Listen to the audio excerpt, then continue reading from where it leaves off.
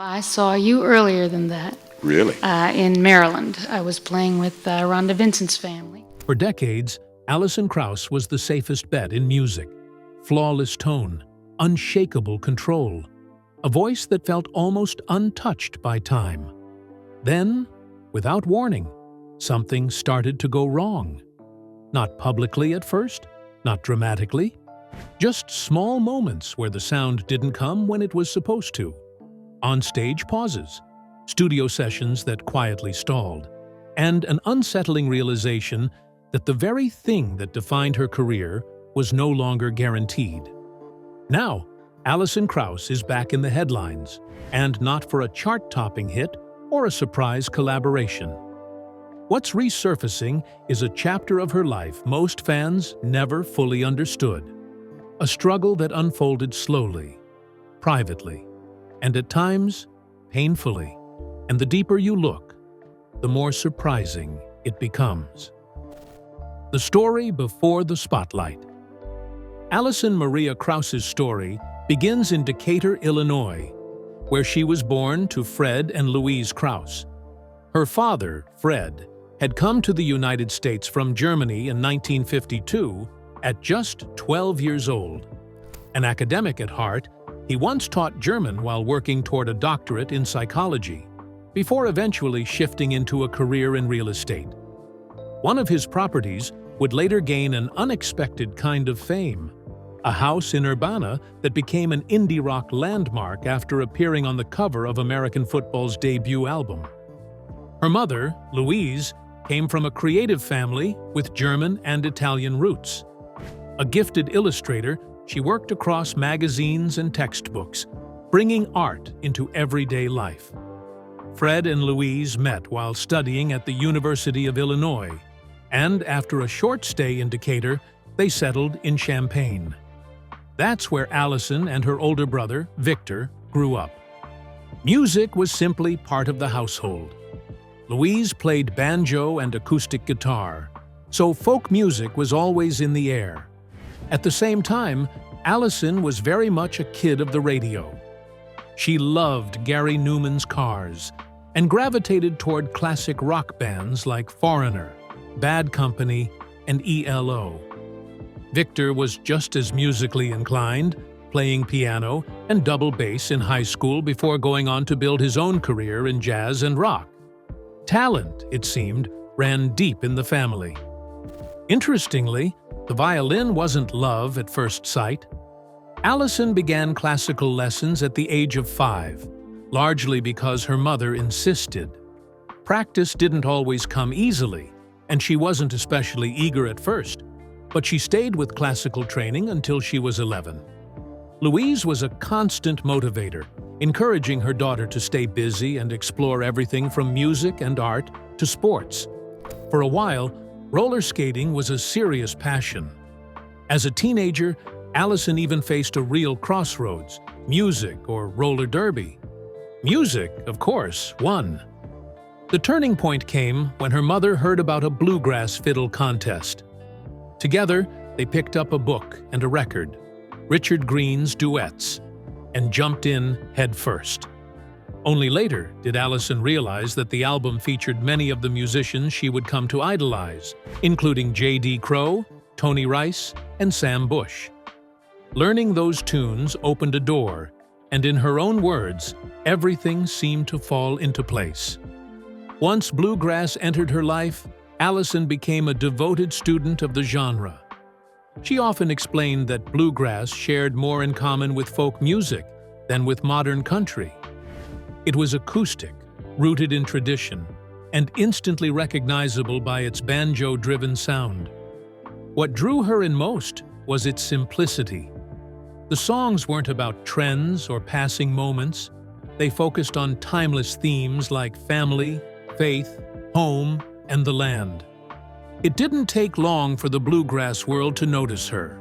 Before she even reached her mid-teens, she was already being singled out as something special when the Society for the Preservation of Bluegrass in America named her the most promising fiddler in the Midwest, and Vanity Fair described her as a virtuoso. Alison Krauss was still only 13. Looking back, she remained characteristically humble. She later said she would simply show up and play, without much thought about the pressure or the expectations. She wasn't nervous, and she certainly wasn't swept up in the hype, even if that lack of awareness sometimes frustrated her parents. To her, it was just music. That natural ease was impossible to ignore. Experienced musicians began calling her for session work while she was still very young. One of them was bassist John Pennell, who was so impressed that he invited her to join his band, Silver Rail, a group that would soon be known as Union Station. The fit was immediate.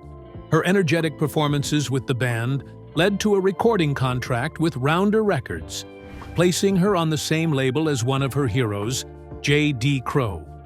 Even after Pennell moved on, Alison stayed with the group, recording and touring with Union Station, and laying the foundation for a career that had already begun to feel inevitable. In 1985, Alison quietly stepped into a recording studio for the very first time. She wasn't being positioned as a star just yet. Instead, she was one part of a small group that included her brother Victor, along with Jim Hoyles and Bruce Weiss.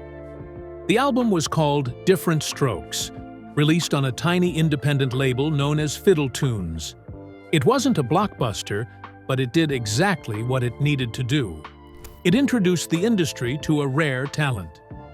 Before the year was over, Krauss, still only 14 years old, had signed a deal with Rounder Records. Her solo debut arrived in 1987 with Too Late to Cry, and critics immediately took notice.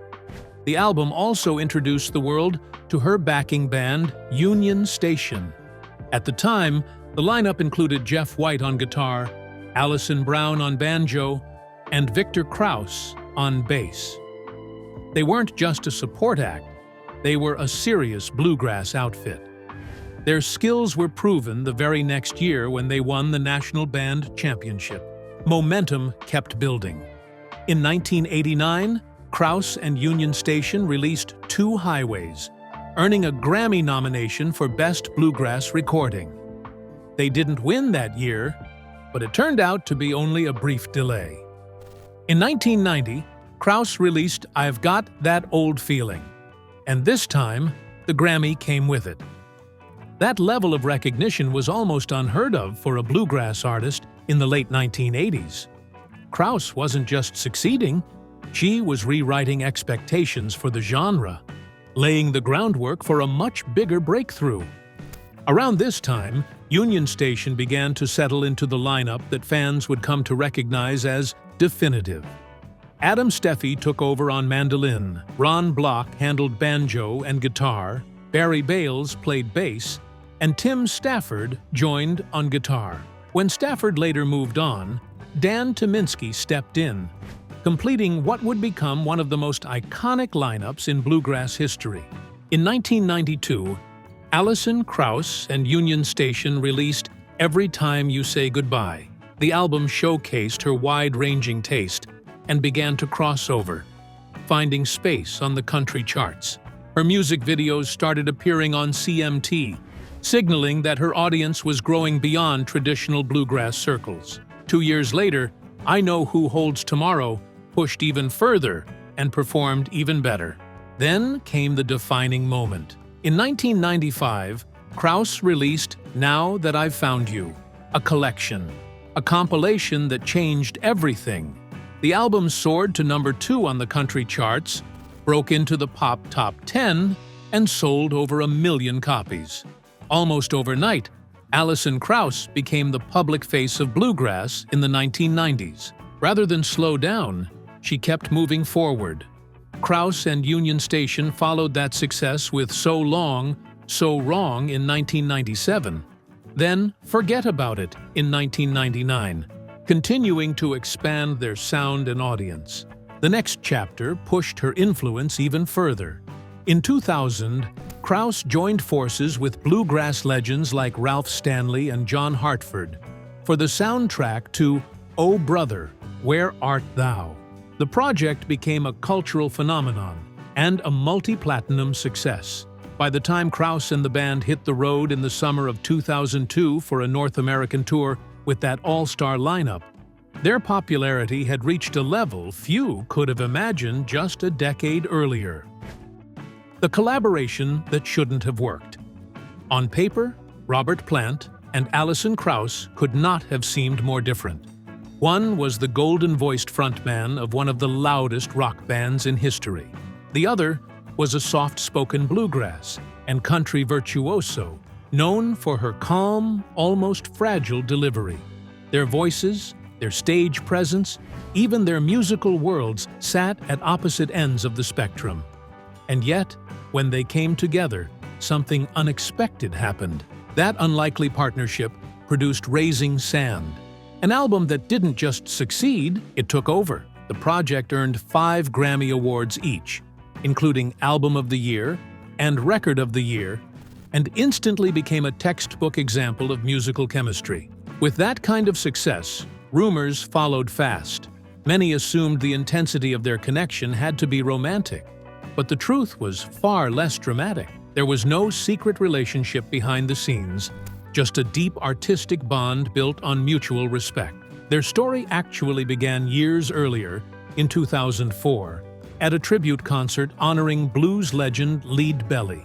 Both artists were on the bill, and backstage they discovered a shared admiration for the same unlikely influence: bluegrass icon Ralph Stanley. That conversation, rooted in old songs and musical history, planted the first real seed. By then, Plant already knew exactly who Krauss was.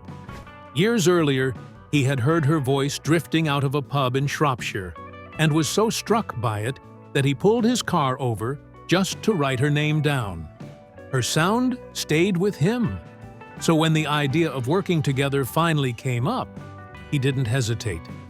He understood that for it to work, he would need to step back, soften his legendary roar, and meet her in a more delicate space. Their first attempt together, a duet on Black Girl at the Lead Belly tribute, was rough. Even they could tell it wasn't the right fit. But then, something shifted. A simple conversation about driving through the mountains while listening to Ralph Stanley helped Krauss finally understand Plant.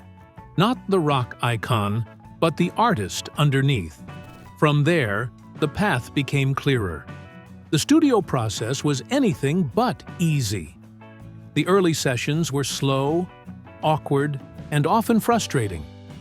They questioned whether the experiment was worth continuing at all. But they kept pushing, trusting that something honest was taking shape. In the end, that patience paid off. You see, rock and bluegrass may seem like distant relatives, but at their core, they run on the same fuel: speed, precision, and sheer musical nerve. Both styles demand lightning-fast fingers and total control of stringed instruments. That's where the similarities end. Rock music lives on chaos and surprise. Bluegrass, on the other hand, is disciplined to the bone. In a traditional bluegrass group, voices lock together so tightly they almost sound like a single instrument. That difference mattered a lot when Robert Plant and Alison Krauss decided to work together. Plant came from the world of Led Zeppelin, where vocals were meant to explode. His voice was built on screams, wails, and raw emotion pushed right to the edge. Krauss was the opposite. Her singing was gentle, exact, and carefully shaped, every note placed with intention. Respect alone wasn't going to be enough. If they couldn't find a way to merge those two approaches, the collaboration would never survive. That challenge defined their first 3 days together. When the two artists later reflected on those early sessions, they traced everything back to their first proper attempt at working side by side at the Sound Emporium in Nashville. Despite their legendary status, nothing came easily. Plant admitted those first vocal runs were rough. Krauss explained why. She had grown up in bluegrass, a world built on discipline and repetition. Her entire life revolved around perfecting harmonies, training herself to make two voices sound like one. Plant's approach couldn't have been more different. His career had been shaped by instinct and spontaneity, by never singing a line the same way twice. Krauss described trying to sing with him as feeling like she was hanging off the edge of a cliff, always reacting, always adjusting. It was a collision between a perfectionist and a performer who thrived on freedom. On paper, that gap should have caused friction. Instead, it became the engine of the project. For Krauss, the partnership offered an escape from the strict boundaries of bluegrass. She could soften the rules, blur the edges, and push back against the music in ways she never had before. For Plant, the lesson ran in the opposite direction. He had to pull himself in, focus, and become precise. Krauss often guided him from the control room, gently reminding him to sing the same line, the same way more than once. That constant push and pull reshaped both of them. Over time, they carved out a shared musical space that belonged to neither rock nor bluegrass, but something quietly powerful in between. Plant later described it as a neat, unexpected place, one that demanded total concentration. Singing with Krauss meant listening closely, letting go, then pulling back. Some moments were tightly controlled. Others were deliberately risky, with Plant testing the edge just to see if she could catch him. The result spoke for itself. Their debut album, Raising Sand, wasn't just successful. It was transformative. Then, almost as suddenly as it arrived, the collaboration went silent. 14 years passed before they reunited. When they finally announced a new album, Raise the Roof, the news surprised nearly everyone. They reintroduced themselves with a cover of a Lucinda Williams song, signaling that the chemistry hadn't faded. The long gap wasn't about distance or disinterest. Krauss explained that she simply didn't feel ready until a particular song crossed her path and made everything click again. That moment told her it was time.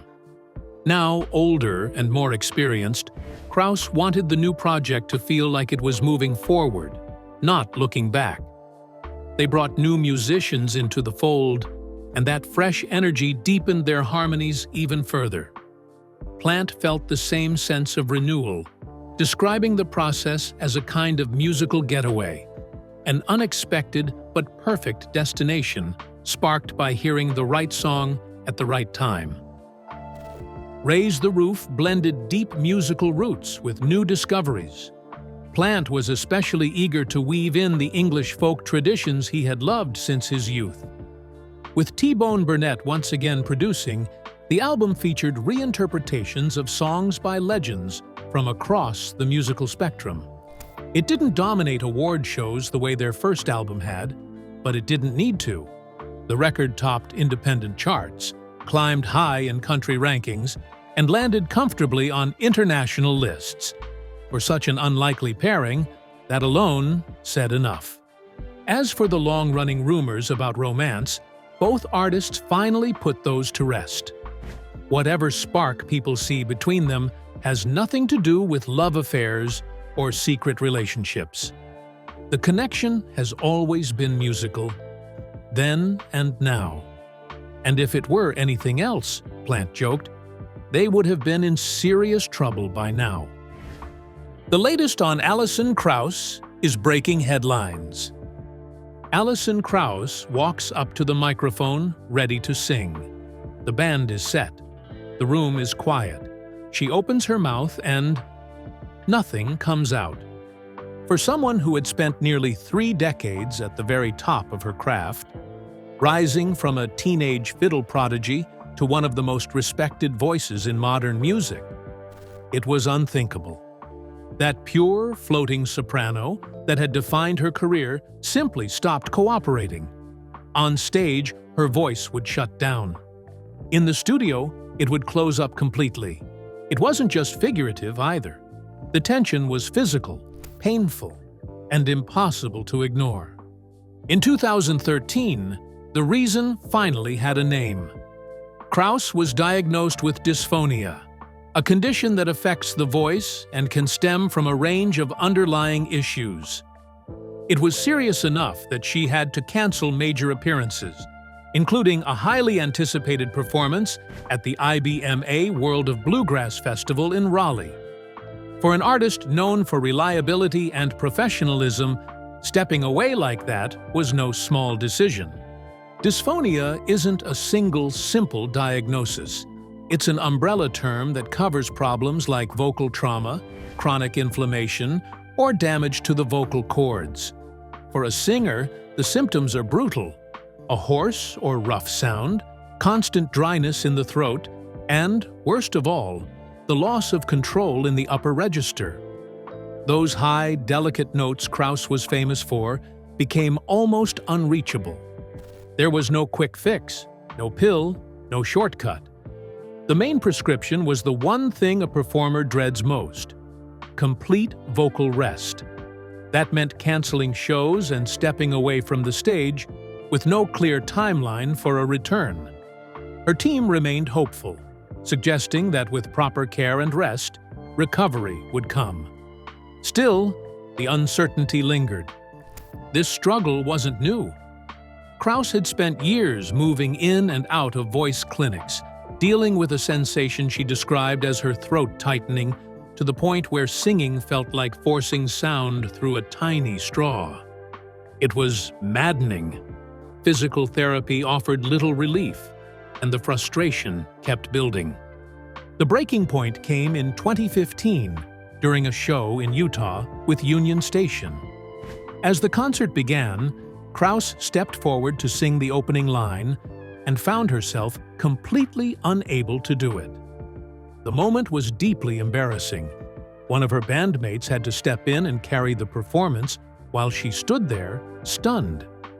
Over time, Krauss began to understand that the problem wasn't just physical. She had long dealt with severe migraines, and now it was becoming clear that her voice issues had a psychological side as well. She started thinking of it as the musical equivalent of writer's block, a kind of singer's block. When she couldn't fully connect to the music, everything felt forced, artificial, and she couldn't tolerate the sound of her own voice when it felt that way. That struggle followed her into the recording sessions for Windy City, which began back in 2013. Some days, her voice simply wouldn't show up. The muscles around her voice box would clamp down, and whatever came out sounded wrong to her. Bad enough that she would sometimes send the band home before they'd even finished their first cup of coffee. Years later, she could joke about barely working on a project that took so long. But at the time, it was exhausting. When your voice is your livelihood, losing it, temporarily or not, cuts deep. She never fully believed it was permanent, partly because her childhood hero Tony Rice had gone through the same thing. Still, that knowledge didn't make the day-to-day frustration any easier. Eventually, she reached out to Ron Browning, a renowned vocal coach in Nashville. It didn't take him long, just a couple of minutes, to see the real issue. He told her she had too much on her plate, too many distractions pulling her attention in every direction. At first, she resisted the idea, but he pressed on, explaining that she was walking into the studio without truly wanting to sing, not for the original reasons that once drove her. What she needed, he said, was to clear her mental desk. Looking back, Krauss realized he was right. When she wasn't fully present, everything felt staged. Her mind would race through schedules and obligations instead of settling into the emotion of a song. And without that emotional honesty, the performance felt fake to her.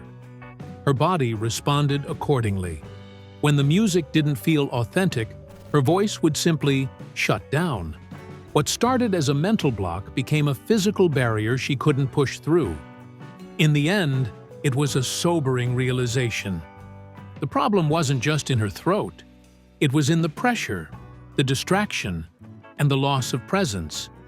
Understanding that was eye-opening, but living through it was anything but convenient. It was draining, frustrating, and, by her own admission, a total drag.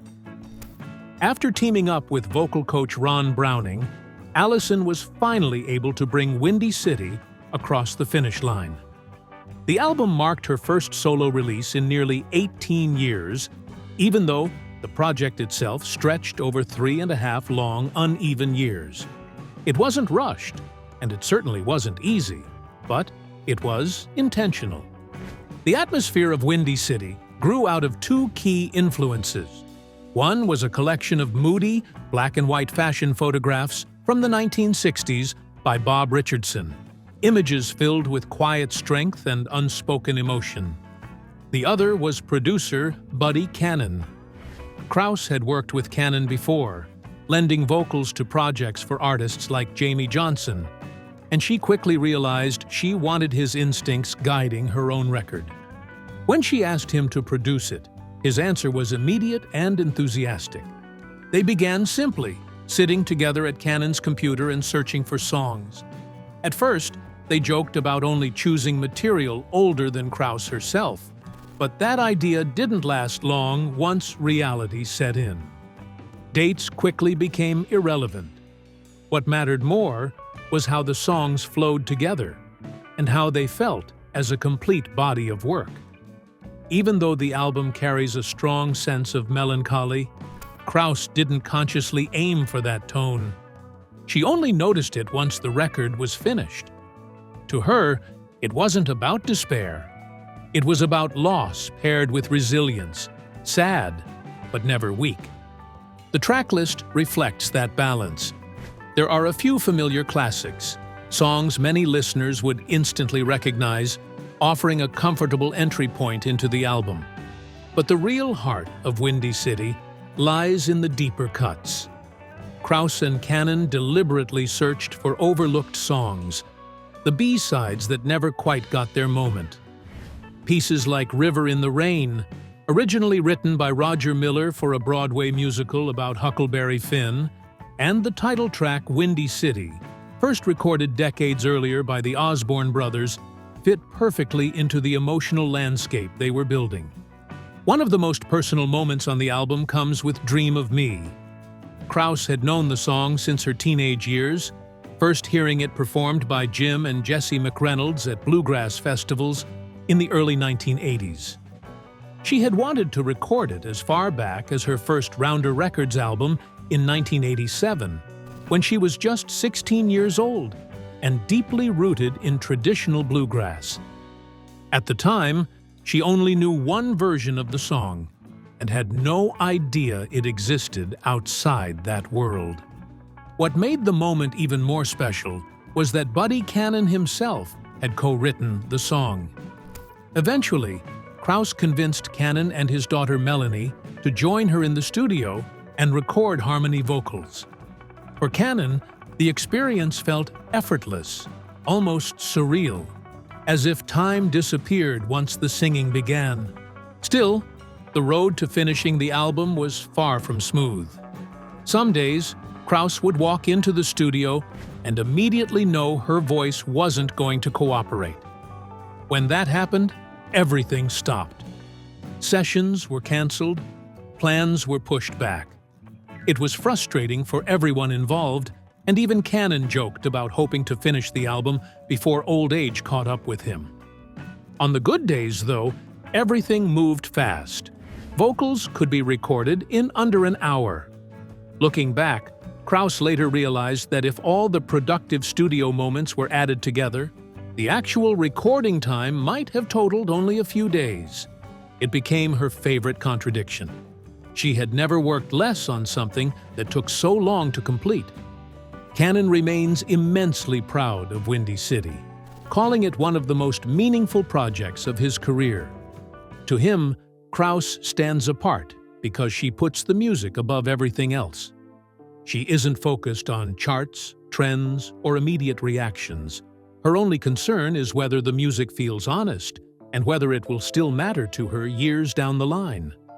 As for why it took so long for another solo album to happen, Krauss has a simple explanation. She didn't feel compelled to make one. She's always trusted her instincts, believing that when the time is right, inspiration makes itself known. Until then, she's content to wait.